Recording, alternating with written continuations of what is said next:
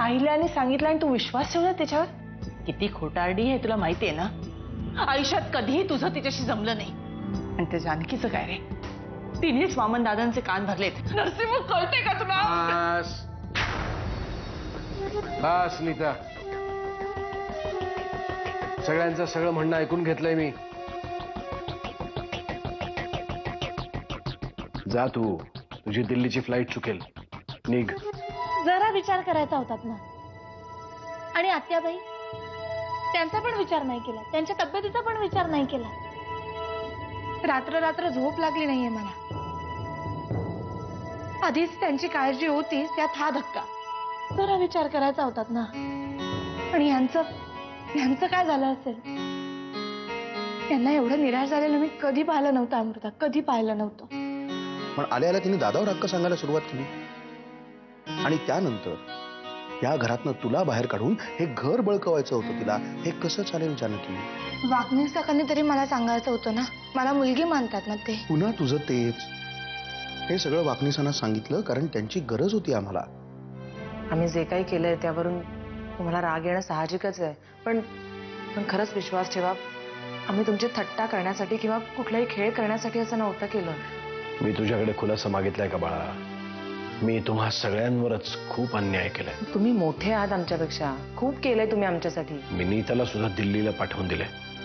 खरी नीता कुठली आणि खोटी नीता कुठली यातला फरक कळलाय मला.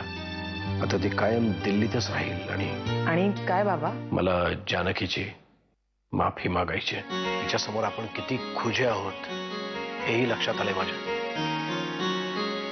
पण ती माझ्याशी बोललीच नाही आणि समोरून निघून गेली तर काय करू मी? बाबा, आधीच प्रेडिक्शन्स करण्यात काय अर्थ आहे?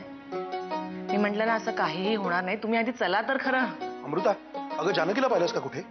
नाही, पण आम्ही पण तिलाच भेटायला चाललोय. माझ्या खोलीत किंवा आत्याजीच्या खोलीत असेल. नाही, आत्याकडे नक्की नाहीये. मी तिथनच येतोय. सगळं घरभर शोधतोय तिला, कुठेच दिसत नाही. माझं काम आहे तिच्याकडे. मग गेली कुठे ती? जानकी, जानकी, जानकी. मी तुम्हाला कबूल केलं होतं. तुम्ही बरे झाल्यानंतर स्वतःहून तुमच्या आयुष्यातून निघून जाईल. तुम्हाला कॅन्सर नाहीये हे कळल्यावर तो प्रश्न आपोआपच निकालात निघाला. म्हणूनच कबूल केल्याप्रमाणे मी तुमच्या आयुष्यातून निघून जाते. आजपर्यंत तुम्हाला माझ्यामुळे जो काही त्रास झाला त्याबद्दल पुन्हा एकदा माफी मागते. स्वतःची काळजी घ्या. मला माहिती आहे हे सगळं तुमचंच नाटक आहे. बस करा आता. बाबा हो, आता सगळं व्यवस्थित चाललं असताना आम्ही का नाटक करू उगाच? मला आता चैन पडत नाहीये. तिच्याशिवाय कसा जगू मी?